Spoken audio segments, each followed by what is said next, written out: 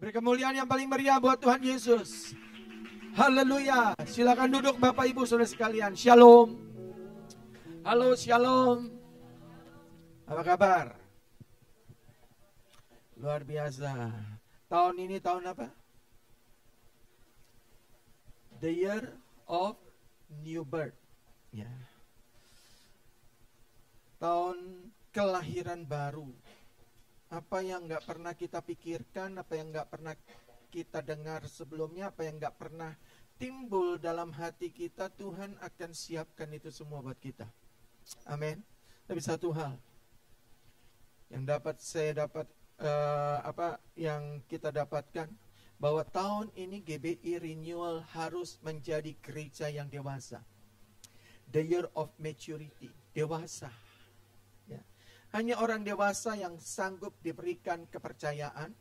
Hanya orang dewasa yang dapat diberikan tanggung jawab yang besar. Ya. Hanya orang dewasa yang bisa memikul segala sesuatunya apa yang dia percayakan. Karena orang tua hanya orang yang dewasa. Secara karakter, dia punya dedikasi, dia punya komitmen. Dia punya tanggung jawab. Karena apa? Saya berulang kali katakan, kita ini ada di dalam rencananya Tuhan. Dan setiap rencananya Tuhan itu adalah rencana yang besar. Dia tidak akan pernah memberikan kepada saudara-saudara rencana yang biasa-biasa. Semua luar biasa. Karena Tuhan selalu memberikan kepada kita kemenangan. Lebih dari pemenang. Lebih dari pemenang itu artinya apa tuh? Saudara. Pokoknya udah lebih deh. Segala-galanya lebih. Itu rencana Tuhan dalam kehidupan kita. Amin. Jadi saudara-saudara, hanya orang yang dewasa yang mengerti anugerah Tuhan. Amin. Anugerah itu berbicara tentang apa, saudara? Anugerah itu berbicara tentang berkat Tuhan, yes. Ya. Tadi ada seorang jemaat berkata demikian, Pak, saya tahu dia kerjanya enak, kerjanya santai, kerjanya dia bisa melanglang buana, dia cuma kerja bisa ngatur melalui telepon, by phone saja, saudara-saudara. Padahal dia bukan owner, tapi dia pekerja. Dia staff.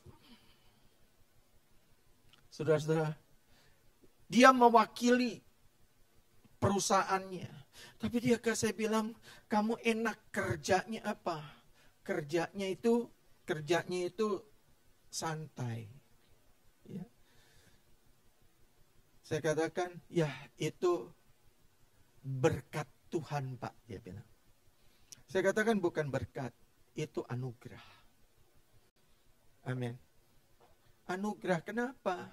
Kalau yang namanya berkat, saudara-saudara, ya, berkat yang biasa-biasa tuh, saudara-saudara lakukan sesuatu, saudara-saudara diberkati, ya, itu biasa. Tapi ini luar biasa. Gaji nggak pernah dikurangin, dia kerja terserah, dia mau kerjain yang lain-lain, tapi perusahaan itu diberikan tanggung jawab kepada dia. Dia staff, saudara-saudara. Dia cuma kerja melalui telepon. Dia atur segala sesuatunya. Nggak perlu hadir di kantor. Enak nggak? Itu anugerah, saudara-saudara. Amin. Nah yuk kita mau kenal. Anugerah juga berbicara tentang apa? Penderitaan. Orang Kristen kekristenan itu tidak berbicara tentang apa? Tidak berbicara hanya soal berkat yang namanya anugerah. Keselamatan saudara-saudara nggak bayar. Saudara-saudara nggak bayar. Tapi anugerah gratis. Tapi mempertahankan keselamatan itu yang harus dibayar. Amin. Nah Bapak Ibu, kekristenan tidak berbicara soal berkat-berkat saja. Tapi kekristenan juga berbicara soal bayar harga. Ada waktunya engkau diberkati, ada waktunya engkau harus memikul salib. Itu juga anugerah. Rasul Paulus itu berkata, penderitaan-penderitaan yang kita alami di dalam dunia itu penderitaan biasa. Ternyata saudara, Rasul Paulus di dalam penderitaannya dia bisa mengucap syukur. Amin. Kenapa? Penderitaan yang biasa ini tengah melakukan sesuatu yang besar. Rencana Tuhan yang besar. Amin. Makanya hidup kita ini, saudara-saudara, kalau kita kenal anugerah Tuhan, hidup kita tuh pasti aman-aman aja. Mau ada badai, mau ada ketenangan, ada gelombang, tetap tenang. Karena apa? Karena dia percaya. Hidupnya itu ada di tangan Tuhan. Hidupnya tetap berjalan di dalam rencana Tuhan dan di dalam anugerah Tuhan. Jadi kekristenan itu bukan berbicara soal berkat, tetapi kekristenan juga berbicara soal penderitaan. Karena melalui penderitaan itu kita tengah mengerjakan sesuatu yang besar dalam kehidupan kita. Ada satu rencana Tuhan dalam kehidupan kita. Makanya saudara-saudara, yuk kita menjadi dewasa.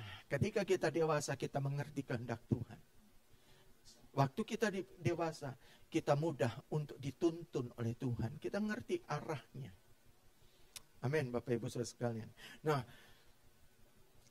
untuk itu yang pertama, kita harus jaga hati kita nih. Amsal pasal berapa? 4:23 berkata, jagalah hatimu dengan segala kewaspadaan, karena dari situlah terpancar kehidupan. Kehidupan itu dimulai dari hati. Amin. Ketakutan timbul dari dalam hati. Kebimbangan dimulai dari dalam hati dulu. Amin. Tapi kalau hidupmu yakin, hatimu yakin, penuh keyakinan, iman itu timbul dari hati kita. Amin. Bagaimana bisa terjadi ini? Pikiran kita ini mungkin belum sepaham dengan hati kita. Tetapi kalau hati kita yakin, kita tetap tenang. Pikiran itu pasti bisa tunduk sesuai dengan hati kita. Amin, saudara-saudara. Nah, Bapak Ibu saudara sekalian yang dikasihi Tuhan. Ada seorang encik-encik ini datang kepada saya. Ini udah jauh berapa tahun yang lalu. Encik ini ngomong gini. Datang tiba-tiba ke kantor, dia bilang gini. Bapak pendeta ya? Iya. Gak kenal saya. Kok tahu saya pendeta? Ke kantor ya, gereja gitu ya. Gereja kita kan dulu nggak pakai pelang gereja GBI Renewal kayak di sini. Iya saya tahu karena sering ada kebaktian di sini. Kenapa Ci? Mukanya asam, mukanya merengut, mukanya udah pokoknya nggak enak dilihat deh. Dia ngomong gini, Pak, saya nih hidup saya khawatir terus. Khawatir terus Pak. Kenapa emang? Gimana nggak khawatir? Saya janda. Oh ya? Terus. Saya janda. Suami saya berapa tahun yang lalu saya ceraiin. Waduh, kok lu yang ceraiin? Kenapa bisa cerai gitu kan? Bingung juga saya. Saya mau kasih tahu, jadi laki-laki apa tuh? Kalau soal usaha, saya lebih pintar Pak. Lebih banyak saya yang usaha daripada suami saya.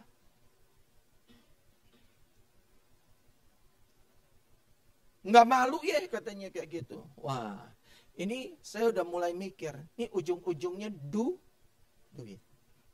Mamon. Nah Bapak Ibu saudara sekalian. Sekarang gini Pak. Saya awal usaha itu pertama dari toko kecil. Sampai sekarang saya punya ruko 3. Rumah 3. Keren ya. Itu semua hasil saya, Pak. Suami saya, dia dapat duit, Pak, itu paling buat kebutuhan dia sendiri. Semua sekolah anak, kuliah anak ini sekarang saya yang sekolahin. Enci kenal di mana? Di diskotik. Enggak, Pak. Teman kuliah itu. Teman kuliah katanya. Oh, teman kuliah. Ya, tapi ya begitulah, Pak, katanya. Terakhir-akhir mungkin dia frustrasi kali. Mau dapat duit banyak, dia judi. Bukannya tambah berhasil, saya yang bayarin judinya terus diubar-ubar debt collector. Ya udahlah, daripada begini terus gua pusing, gua ceraiin aja. Cerai dia. Sekarang ini 2 tahun, Pak. Usaha saya mulai merosot. Saya ada hutang bank, sekarang nggak bisa ketutup, katanya. Akhirnya saya mau jual rumah. Rumah saya tuh ada 3, Pak, jejer semuanya. Kayak ruko jejer 3 gitu ya. Dia punya sendiri semua. Rencana saya, anak saya yang gede di sebelah kiri saya di tengah, yang satu ya saya di tengah, yang satu buat anak yang bungsu, anaknya 2, sekarang lagi pada kuliah. Nanti kan kalau merit, mereka kan enak, saya tetap dekat sama mereka. Rumah itu sekarang connecting, Pak. Ini karena mau jatuh tempo bank, saya pasarin tuh rumah. Saya mau jual yang kanan atau yang kiri, salah satu, supaya apa? Saya tetap di tengah. Jadi itu rumah tetap connecting. Masa Pak nggak laku-laku? Justru yang nggak dijual ditanya orang. Justru rumah yang di tengah yang ditawar orang bolak-balik. Saya pusing, Pak. Saya nggak mau begitu. Gimana, Pak, masa depan saya, Pak? Bagaimana, Pak? Saya hidup sendiri. Hatinya khawatir. Enci Kristen, apa Buddha, apa Muslim, atau apa-apa, saya tanya. Kristen, Pak. Hidupnya penuh dengan kekhawatiran. Punya Tuhan loh. Punya Tuhan. Percaya Yesus. Tapi hidupnya penuh kekhawatiran. Takut akan masa depan. Firman Tuhan di dalam Matius pasal yang ke-6. Matius pasal yang ke-6. Ayat 25 sampai dengan ayat yang ke-34. Perikopnya berbicara tentang apa? Hal kekhawatiran. Orang Kristen hari-hari ini banyak yang khawatir. Betul nggak?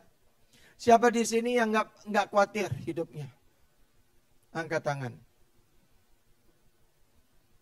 Luar biasa. Kalau gitu salah bawain firman ini kalau gitu. Ya toh? Nggak ada yang takut masa depannya? Iman saudara-saudara luar biasa. Oh, sultan dahsyat. Kalau nggak punya duit, khawatir nggak? Hah?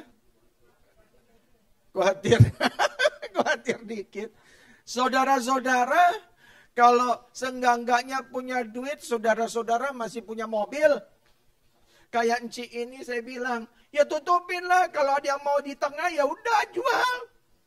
Kamu masih punya aset, kamu masih punya kesempatan, jual, tutupin bank, usaha lagi. Masih punya ruko 3. Kurang apa orang kayak begini? Orang-orang yang seperti ini adalah orang-orang yang terikat dengan mamon. Betul nggak? Terikat dengan mamon. Percaya Yesus. Tapi mamon menjadi prioritas dalam hidup. Khawatir. Amin. Jual aja gak apa-apa. masih ada 2 rumah, selang 1 rumah nggak apa-apa. Nanti anak lu kawin, dua-duanya lu tinggal di mana kek? Bisa kayak tinggal jauh banget kan? Tinggal melangkah doang, nggak pakai ongkos. Ya, jual aja saya bilang. Percaya sama Tuhan, Tuhan akan pulihkan hidupmu. Nah, firman Tuhan katakan Matius pasal yang ke-6. Saudara-saudara, saya sambung sedikit. Saudara-saudara nggak pernah hidup, nggak punya uangnya. Saudara-saudara kalau masih belum di Uber sama debt collector tuh masih bersyukur. Nyata. Saya dulu pernah 7 tahun ngalamin hal itu. Ke gereja. Cuma bawa duit 2.000 perak. Mobil sih masih ada. Kerjaan, jobless. Nggak ada kerjaan. Belum jadi pendeta. Kalau mau kolekta nih tinggal 2.000. Gua kolekta enggak ya? Kalau kolekta 2.000, nggak bisa punya duit parkir. Istri saya nggak punya duit belas. Pernah nggak ngalamin nggak punya duit 2.000 perak? Tinggal 2.000 perak. Pernah? Ya puji Tuhan. Ya, anugerah Tuhan besar juga tuh. Akhirnya tetap saya keluarin duit buat kolektor 1.000 perak. Parkir 1.000, nggak punya duit. Tapi satu hal loh saudara-saudara. Tuhan itu pelihara. Nah ini nanti kita akan baca ayatnya. Ini loh. Yuk kita baca dulu ayatnya. Matius pasal 6 ayat 25. Karena itu aku berkata kepadamu, janganlah khawatir akan hidupmu. Kenapa sih saya bisa berkata demikian? Firman Tuhan berkata demikian. Ini enggak sekedar ngomong Tuhan. Karena Tuhan tahu Dia yang menjamin kehidupan saudara-saudara dan saya. Makanya kadang-kadang itu kita harus mengerti anugerah Tuhan dalam hidup kita. Amin. Waktu saudara-saudara mengalami pergumulan sampai nggak punya duit pun, sampai mengalami hal-hal yang tidak enak, ketahuilah engkau tetap ada di dalam anugerah Tuhan. Karena kita tidak bisa dipisahkan dari kasih dan anugerah Tuhan dalam hidup kita. Amin. Firman Tuhan katakan, janganlah khawatir akan hidupmu, akan apa yang hendak kamu makan atau minum, dan janganlah khawatir pula akan tubuhmu, akan apa yang hendak kamu pakai. Bukankah hidup itu lebih penting daripada makanan, dan tubuh itu lebih penting daripada pakaian. Tuhan itu gak mungkin membiarkan umatnya itu meminta-minta. Amin. Nggak mungkin, saudara-saudara. Uang sekolah anak saya pernah nunggak. Waktu dulu lagi diproses. Berapa bulan? Ditagih terus.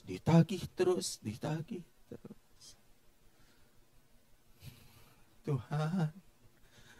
Berkat-Mu Tuhan, berkat.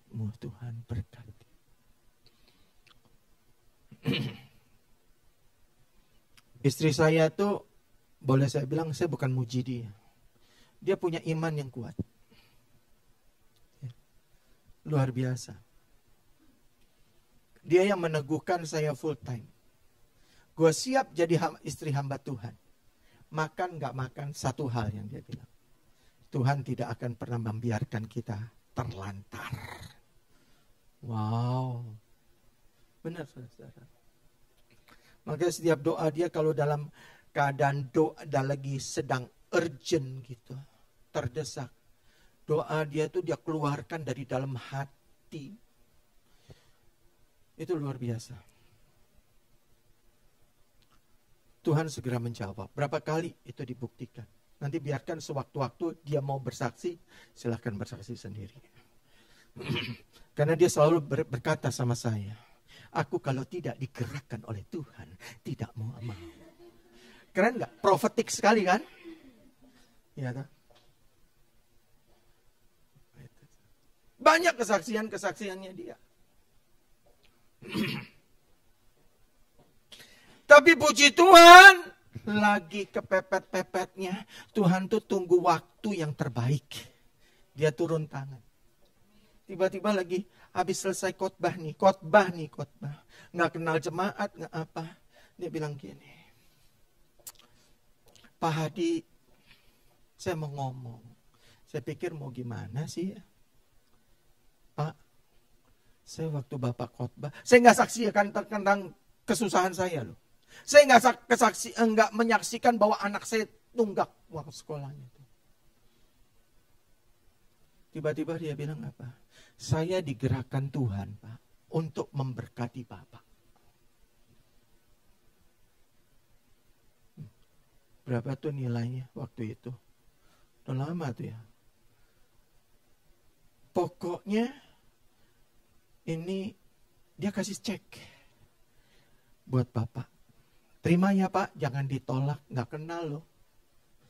Ajaib nggak? Ajaib itu Tuhan. Bisa nutupin uang sekolah yang berbulan-bulan. Ini pergumulan anak saya yang 2, kokonya Josephine. Kalau dia mah penuh anugerah. Dia mah penuh anugerah. Apa yang bisa saya berikan yang the best, saya berikan yang terbaik buat dia. Kokonya itu ngalamin pergumulan kita. Udah lebih nutupin uang sekolah, masih ada lebihnya lagi. Itu saudara-saudara. Karena itu aku berkata kepadamu, janganlah khawatir akan hidupmu, akan apa yang hendak kamu makan atau minum, dan janganlah khawatir pula akan tubuhmu, akan apa yang hendak kamu pakai. Bukankah hidup itu lebih penting daripada makanan, dan tubuh itu lebih penting daripada pakaian? Menjaga imanmu itu lebih penting dari segala sesuatunya yang engkau butuhkan. Pandanglah burung-burung di langit yang tidak menabur dan tidak menuai dan tidak mengumpulkan bekal dalam lumbung, namun diberi makan oleh Bapakmu yang di sorga. Bukankah kamu jauh melebihi burung-burung itu?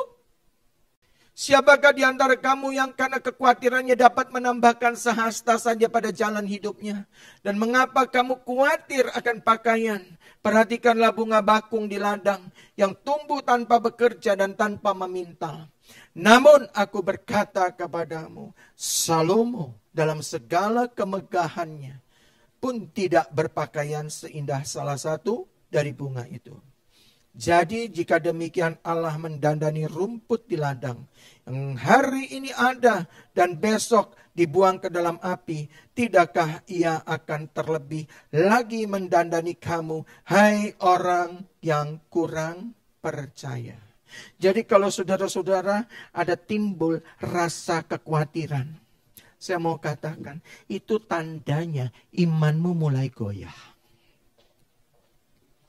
Kalau ada ketakutan akan masa depanmu, itu tandanya imanmu mulai goyah. Saudara-saudara pernah berpikir nggak? Saya ngomong sama istri saya, suka ngomong. Saya umurnya udah 55, saudara-saudara. Bentar lagi tahun ini 56. Ya. Contohnya kekuatan semakin merosot. Itu waktu apa? Saya tahun kemarin ya, naik ke Gunung Sinai. Ya, ini cewek-cewek, Ustaz nggak ikut. Cewek-cewek itu lebih perkasa, Rani, cowok, siapa lagi, Christina ya, si keke apa semua, saya menggeh-menggeh. Sekarang alat boleh canggih, secanggih apapun. Cewek-cewek Ya. Kalau dulu umur lakcap, ya, emak-emak, encim-encim zaman dulu umur lakcap, itu udah pakai kain, udah pakai piyama, ya kan? Udah jadi Pak Me. Panggilannya Pak Me, betul nggak? Betul nggak? Ya, udah jadi mbah. Sekarang kan lakcap apa semua, wih masih umur kelihatan sacap gosicap kan? Dipoles semua, ya kan? Mau filler, mau facelift, mau botok, mau macam-macam semua dioperasi. Makanya kadang-kadang nih, bapak-bapak sama ibu-ibu, nih bapak-bapaknya nggak kenal kayak begituan. Ibu-ibunya semua begitu. Ini bapaknya pak sama anaknya nih jalan kadang-kadang. Tapi perabot rumah tangga, onderdilnya tuh nggak bisa dikelabuin. Iya kan? Saya ngomong, saya naik ke Gunung Sinai, itu udah nggak kuat seperti 3 tahun yang lalu. 4 tahun yang lalu, saudara-saudara. Masih cakap, masih bimbing orang, saya masih megangin orang, saya udah nggak bisa. Apalagi pasca operasi. Nah sama, onderdil kita, walaupun casingnya dimodif kayak apa, saudara-saudara coba tes, jongkok, ini yang gocap, lakcap, bangun bisa langsung nggak? Paling kan bisa, aduh cari pegangan, nah begini. Muka sih boleh mudah, tapi onderdil tetap casing boleh. Nah itu sudah, itu tandanya apa? Kita kadang-kadang nih saya suka mikir, aduh kita kok tambah tua ya. Iya. Saya mulai saudara-saudara berpikir. Kalau orang-orang dulu usaha ini diwariskan kepada saya, siapa ya? Tapi ini gereja. Gereja milik siapa? Milik Tuhan. Nah saudara-saudara, ada rasa ya apa? Ya udah umur dah tua ya. Tapi kalau orang benar itu selalu berkata gini. Apa yang aku sudah berikan sama Tuhan sampai umurku segini. Belum ada apa-apanya. Untuk membalas kasih Tuhan itu belum seberapa. Amin. Masih banyak yang harus kita kerjakan, saudara-saudara. Jadi saudara-saudara, kata Tuhan di situ, jadi jika demikian Allah mendandani rumput di ladang yang hari ini ada dan besok dibuang ke dalam api, tidakkah ia akan terlebih lagi mendandani kamu, hai orang yang kurang percaya. Jadi kalau sudah timbul kekhawatiran, itu artinya saudara-saudara imanmu sudah mulai goyah. Ayat yang ke-31. Sebab itu, janganlah kamu khawatir dan berkata, apakah yang akan kami makan? Apakah yang akan kami minum? Apakah yang akan kami pakai? Semua itu dicari bangsa-bangsa yang tidak mengenal Allah. Akan tetapi Bapakmu yang di sorga tahu bahwa kamu apa? Memerlukan semuanya itu. Nah orang yang sedang mengalami kegoncangan, misalnya soal keuangan, percaya engkau tidak akan pernah meminta-minta, ini jaminan firman Tuhan kok. Amin. Ini jaminan saudara-saudara. Tapi memang benar, hidup kita tidak berkelimpahan, tapi Tuhan tidak akan pernah membiarkan kita sampai kelaparan. Itu janji Tuhan. Kalau saudara-saudara sampai meminta-minta, itu artinya ada sesuatu yang salah dalam hidup. Ada sesuatu yang error dalam hidupmu. Amin. Saya waktu mengalami padang gurun sampai 6 tahun, saudara. Karena apa? Tuhan ingin memanggil saya full time. Saya ulangi kesaksian saya lagi pada waktu itu. Saya berkata sama Tuhan, saya nggak mau jadi orang hamba Tuhan sepenuh waktu. Saya berkali-kali katakan sama istri saya, kita nggak usah full time, tapi kita full heart saja. Sampai bilang, itu sampai berapa orang, teman, pendoa, jemaat, Orang yang gak dikenal ngomong, tadi malam saya mimpi Bapak. Bapak jadi hamba Tuhan. Saya bilang, no. Kalau nggak dipepet sama Tuhan sampai ke tembok, saya nggak menyerah. Takut salah panggilannya. Benar dipepet loh. Dari punya sesuatu sampai nggak punya sesuatu. Tapi satu hal. Kalau dulu saya hidupnya mungkin lebih dari cukup. Makan enak. Tapi waktu mendapatkan cobaan gini. Ya grade-nya turun dong. Grade-nya diturunin. Mungkin gak bisa beli baju sebulan sekali. Sekarang beli bajunya Sincia aja. Mau deket Sincia udah pada beli baju belum?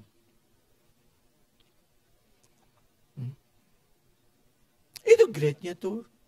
Tapi satu hal. Tuhan tidak akan membiarkan kita sampai terlantar karena Dia sumber kehidupan kita. Amin. Nah, Bapak Ibu saudara sekalian yang dikasihi Tuhan. Saya lanjutkan. Dikatakan demikian. Tetapi carilah dahulu kerajaan Allah dan kebenarannya, maka semuanya itu akan ditambahkan kepadamu. Di dalam firman Tuhan, saudara-saudara, di dalam terjemahan net, ya, dalam English version, itu berkata demikian. But above all pursue His kingdom and righteousness, and all these things will be given to you as well. Pursue ini artinya apa sih, saudara-saudara? Mengejar. Bukan sekedar cari. Yang namanya cari dalam bahasa aslinya itu seteo. Artinya apa, saudara-saudara? Berusaha keras. Yang satu mengejar. Berusaha keras. Mencari apa? Mencari kerajaan Allah. Artinya saudara-saudara, hubunganmu dengan Tuhan bukan hanya sekedar prioritas. Tapi kejar dan kenalilah Dia, siapa Allah yang maha kuasa itu. Siapa Tuhan yang maha besar itu. Yang kita sembah di dalam Kristus. Punya nggak waktu kita untuk itu? Punya nggak kita siapkan waktu yang sungguh-sungguh berharga? Hanya kita yang berdua, kita kejar itu hadirat Tuhan. Kita kejar itu Tuhan. Dan kita mengenali siapa? Kerajaan Allah dan kebenarannya. Nggak banyak orang Kristen yang seperti ini, saya rasa. Banyak orang Kristen yang prioritasnya bukan Tuhan. Saya mau katakan bukan prioritas Tuhan itu. Selain prioritas, kita harus kejar Dia.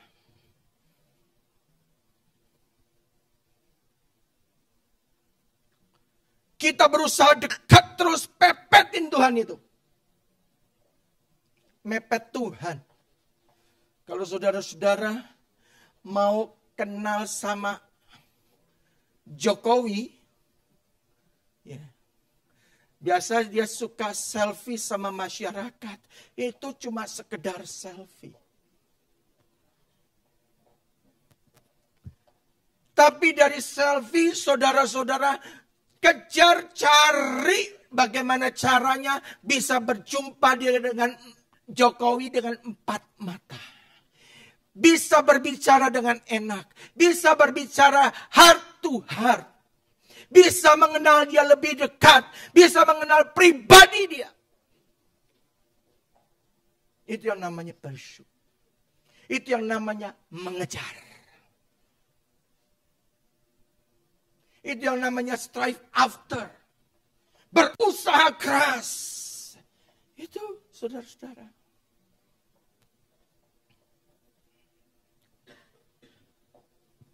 Halo? Bukan sisa-sisa waktu. Bukan waktu mau tidur malam engkau saat teduh. Bukan. Itu yang namanya sitio. Merenungkan, berdoa, memuji dan menyembah Tuhan. Bukan sekedar rutinitas. Tetapi sungguh-sungguh. Cari dia, kejar dia. Sampai engkau berjumpa. Sampai engkau mengalami encounter dengan dia. Itu yang namanya mencari kerajaan Allah. Dan apa? Kebenarannya. Enggak kasih Tuhan sisa. Enggak cuma kasih prioritas Tuhan. Tapi engkau hanya, ya begitu-begitu saja. Mencari kebenaran firman Tuhannya. Engkau perlu perenungan. Engkau perlu meditasi. Mengosongkan hatimu, pikiranmu. Tertuju terus sama Tuhan. Terus terang ini dalam 1 minggu lebih, ini terus terngiang-ngiang dalam hati saya. Terus berkata, tetapi carilah dahulu kerajaan Allah dan kebenarannya. Maka semuanya itu akan ditambahkan kepadamu.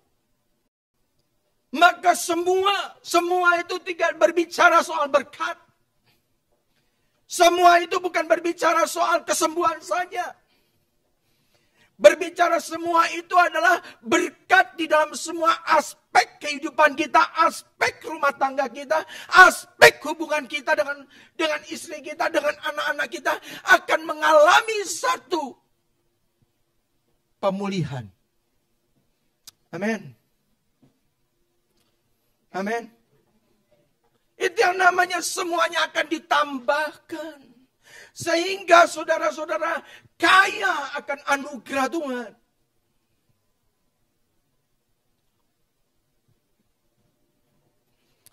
Gali firman Tuhan. Renungkan firman Tuhan. Belajar terus firman Tuhan. Tapi nggak cukup di situ.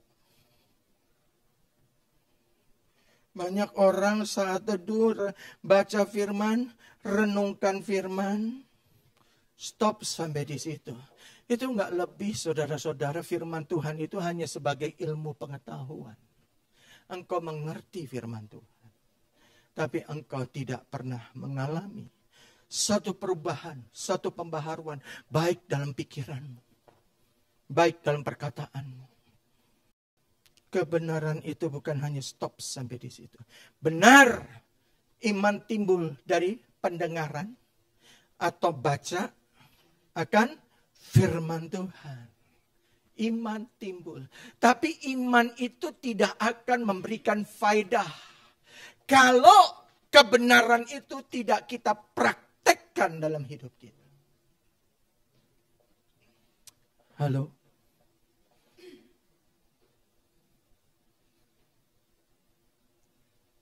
Nah, saudara-saudara, waktu kita memuji, menyembah Tuhan, bermeditasi, saudara-saudara, merenungkan, coba cari deh yang namanya carilah, tetapi carilah dahulu kerajaan Allah.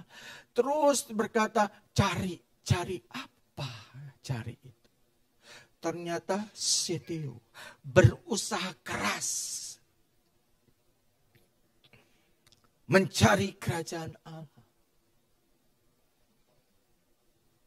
Firman Tuhan itu bukan hanya untuk dibaca, direnungkan, didalami. Tapi untuk diaplikasikan karena iman tanpa perbuatan itu adalah mati. Mudah. Apakah Tuhan ini yang maha kuasa hanya sekedar kasih kepada kita janji-janji sama seperti manusia? Janji tinggal janji. No. Setiap firman yang dia sampaikan, Tuhan bertanggung jawab. Setiap firman yang disampaikan dan berikan janji Tuhan kepada kita, itu dia meteraikan. Wow, dahsyat saudara-saudara. Luar biasa loh itu. Tinggal kita apa? Aplikasikan. Firman Tuhan katakan, ujilah aku.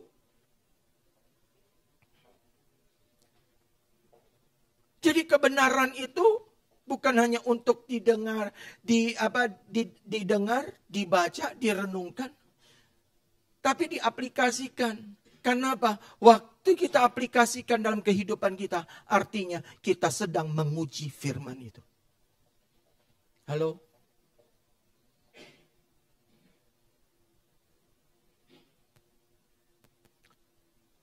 Saya diberkati sekali dengan kesaksiannya Ciyuke tuh waktu di rumah doa.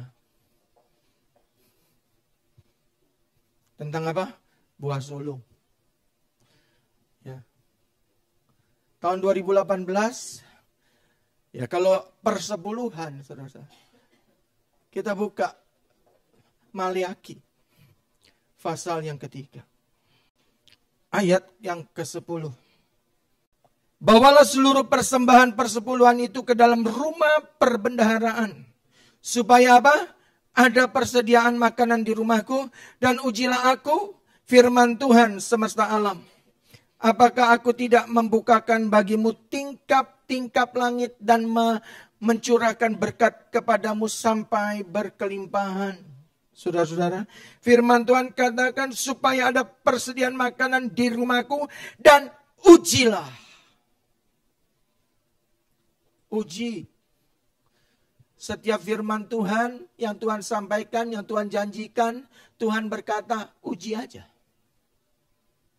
Kenapa? Janji Tuhan itu teruji dan terpuji.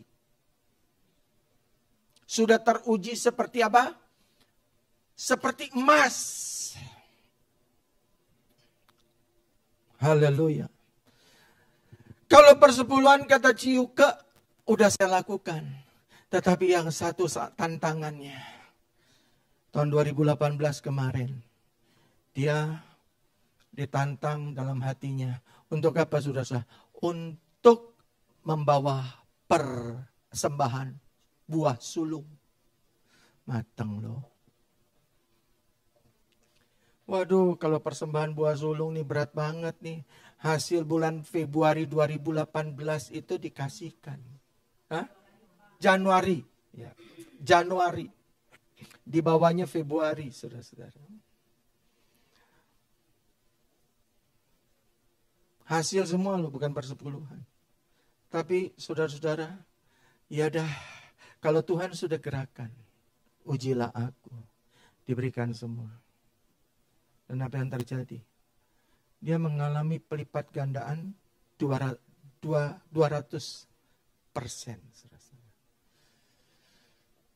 Tuhan itu nggak pernah berhutang. Saudara-saudara memberikan persepuluhan kah? Saudara-saudara memberikan buah sulung kah? Itu menguji imanmu, menguji kesetiaanmu. Halo?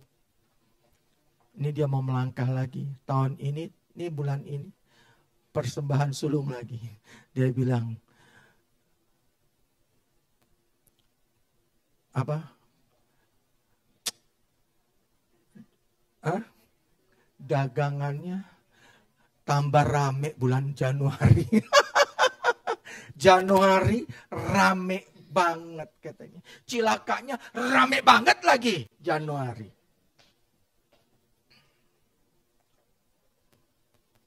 Tapi dia bilang, tetap. Kita belajar mau menguji Tuhan. Kemudian yang kedua, kita mau belajar apa, saudara-saudara? Melepaskan hak. Orang yang paling susah itu melepaskan hak, saudara-saudara. Kalau saudara-saudara nggak dihormatin orang, kan saudara-saudara merasa apa? Harga dirinya terinjak-injak. Itu apa? Hak. Itu berbicara tentang hak. Hak untuk dihormati. Hak untuk dihargai.